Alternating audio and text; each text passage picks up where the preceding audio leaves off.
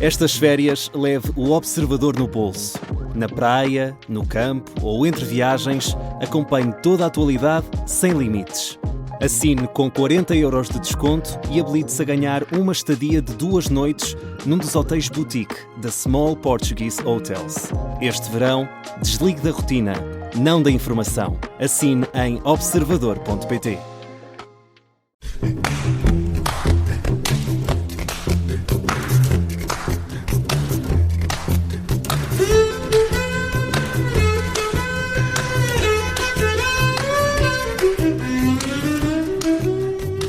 Bem-vindos ao Porque Sim Não é Resposta, com o psicólogo Eduardo Sá. Hoje falamos dos dados do INE, divulgados esta semana, que mostram que quase 4 em cada 10 crianças em Portugal têm excesso de peso e quase metade come regularmente fast food ou ultraprocessados.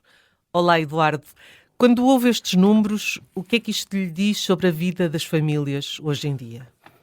Olá, Judite, diz-me que os pais são pessoas altamente empenhadas, altamente envolvidas, muito comprometidas com o crescimento dos filhos e que ainda assim têm limitações que é importante que possamos trazer a lume, até porque é dessa forma que eles também, de certa maneira, tentam corrigir o que não está bem. A verdade é que, de facto, há muitas crianças que, à hora do almoço, nas imediações das escolas, onde, aliás, há muitas cadeias de fast food à disposição, há muitas crianças que comem um dia atrás do outro pizzas e hambúrgueres e refrigerantes e o fazem de uma forma razoavelmente económica, porque, de facto, é económica, e isso tudo, a prazo, acaba por ter custos tremendos. E, portanto, quando nós olhamos para uma faixa de miúdos muito pequeninos, estamos a falar dos 5 aos 14, percebermos que um quarto tem excesso de peso e destes metade são crianças obesas é uma coisa muito preocupante, porque nós estamos a introduzir um enviesamento muito significativo no seu crescimento, que depois é difícil de reverter. E se nós juntarmos a isto, que é uma coisa que não me canso de chamar a atenção, que nós temos dos piores índices europeus de falta de atividade física, bom, fica aqui um cocktail muito difícil. 70% das crianças em Portugal brincam menos de 1 hora por dia ao ar livre, menos de 1 hora por dia. E nós estamos a pôr tudo no pacote, dito. Quando estão em casa, com a família, ou quando estão na escola, e, em contrapartida, quase 50% dos jovens passam mais de 4 horas por dia focados nos ecrãs. Eu não me canso de chamar a atenção que, roubando as 8 horas de sono, que eu imagino que eles não tenham, mas pronto, imaginando que as tenham, eles, num ano, perdem 4 meses de tempo ligados aos ecrãs e, portanto, nós estamos a criar por uma certa negligência, porque é evidente que os desafios que o mundo traz aos nossos filhos têm uma velocidade de cruzeiro imensa e, portanto, até nós temos dificuldade em nos colocar diante disso, mas estamos a criar condicionamentos muito, muito, muito, muito graves, tomando em consideração o seu desenvolvimento e, portanto, estamos a falar de saúde e de saúde aos mais diversos níveis e inevitavelmente que as escolas têm uma importância muito, muito grande a esse nível. Os pediatras têm uma importância se calhar ainda maior, porque todos juntos podem ajudar os pais a emendar a mão em tudo aquilo que está ao alcance daquilo que eles podem dar. Há uma tentação de olhar para estes números como falta de educação alimentar. Mas será que isto também não tem a ver com a falta de tempo? Claro que é falta de educação alimentar. Eu até gosto que nós possamos chamar-lhe assim, porque de repente há um pudor que eu não entendo em relação à falta de educação. Os nossos filhos de vez em quando são um bocadinho mal educados de um ponto de vista daquilo que expressam, da forma como expressam, e também são um bocadinho mal educados, aliás, como nós fomos, infelizmente, do ponto de vista da relação que temos com o corpo e com a alimentação em particular. Mas quer dizer, o facto de reconhecermos que às vezes somos um bocadinho mal educados é uma maneira também de termos a humildade de perceber que se hoje estamos a fazer mal, amanhã podemos fazer melhor. Temos de fazer melhor. E eu não me canso de chamar a atenção que muitas vezes, ao longo de gerações e com toda a certeza nas gerações de muitos destes pais, bom, a alimentação era o único prazer a que podiam ter acesso e era de alguma forma aquilo em que podiam estar em paridade com muitas crianças da idade deles que, obviamente, tinham outro tipo de recursos. Chama a atenção que um destes dias temos que pôr as alimentações disponibilizadas pelas escolas em relação aos nossos filhos, porque, porque isso é importante que se discuta, porque eu tenho muita dificuldade em entender com o plafonzinho que as escolas têm por refeição, por criança, por dia, se consiga ter, de facto, um conjunto de ofertas que possam ser compatíveis com aquilo que nós queremos que seja uma boa educação alimentar. Agora tudo se corrige.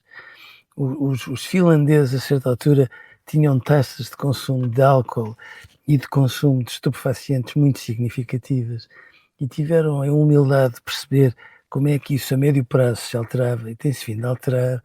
E, portanto, todos nós podemos alterar tudo isso. A questão aqui não é tanto ficarmos alarmados com todos os motivos do mundo para estarmos alarmados em relação a isto. Quando estes dados surgem, são dados do ano passado, dito. Mas depois, todos juntos, dizemos assim, bom, e agora? Como é que se faz? Há campanhas públicas para tudo isto, porque se houver, e se forem muito bem feitas, há influências para tudo e para mais alguma coisa, não era de nós pensarmos a sério, de uma forma sensata, porque as redes sociais não são só más, ora essa, pensarmos em formas de ajudar os pais em relação a este tipo de questões, porque a médio prazo isto traz alterações graves em termos cardiovasculares, em termos gastrointestinais, etc. Bom, e já agora, menos atividade física e excesso de peso traz menos capacidade deles se mobilizarem, de estarem atentos e de tudo aquilo que, no fundo, é uma relação equilibrada entre uma cabeça arejada e um corpo como deve ser, lhes pode dar. E, portanto, sim, é urgente pormos isto na agenda e, sobretudo, começarmos a trabalhar para inverter uma situação que, é como diz, dito, os pais às vezes têm vidas terríveis, vidas agitadíssimas, antes de saírem de casa e depois de saírem de casa, e portanto, claro que por mais que a divirtam, chamam a atenção da miudagem, mas eles, às vezes quem fala da autorregulação dos adolescentes e das crianças devia ponderar melhor o que é que isso é. É claro que eles vão na onda e às vezes a comunicação destas cadeias de fast food é tão apelativa que quando se dá conta consomem e consomem de uma forma preocupante. Os números dizem que pelo menos fazem uma refeição com ultraprocessados e fast food por semana, mas muitas crianças não fazem uma, fazem muitas. E isto é inquietante, porque ainda por cima acentua uma clivagem social entre as crianças que têm pais preocupados e têm recursos financeiros e têm tempo para se dedicarem a este tipo de questões e os outros que tentam corresponder dentro da medida do possível, mas assim se vai fazendo uma distorção social que nós gostaríamos muito que não atingisse os nossos filhos. Se isto continuar, e os números sugerem que sim, que tipo de adultos é que estamos a formar? Doentes. Nós estamos... É tão difícil dizer isto, sabe? Porque nós estamos a dar aquilo que nunca nenhum pais deram, tomando a humanidade no seu todo. Somos os melhores pais, produzimos as melhores crianças e estragámo-las em suaves prestações todos os dias, quando não as educamos para aquilo que é indispensável, quando não as educamos para as redes sociais, quando não as educamos para o corpo, continuamos a achar que a cabeça vale muito mais do que o corpo e, portanto, por que não dar-lhes matemática em vez de educação física, etc, etc, etc. E já agora para a alimentação. E ninguém quer miúdos liofilizados, miúdos obsessivos em relação às gramas que ingerem em relação a cada um dos alimentos. Queremos miúdos esclarecidos. E verdade seja que quando eles são devidamente esclarecidos na escola, nomeadamente, eles dão cambalhotas enormes, educam os pais. E, portanto, a escola e os pais em conjunto podem reformular isto e reformular bem, sendo certo que se nós vamos nesta onda, estamos a fazer os melhores miúdos que a humanidade já fez e a estragá-los e a produzir, de facto, um conjunto de adultos que, de um ponto de vista físico e do ponto de vista da saúde mental, não são tão saudáveis como podiam ser e como mereciam ser. Ainda vamos a tempo. Eduardo, um grande Claro abraço. que sim. Obrigada e até amanhã. Outro para si, Judite, até amanhã.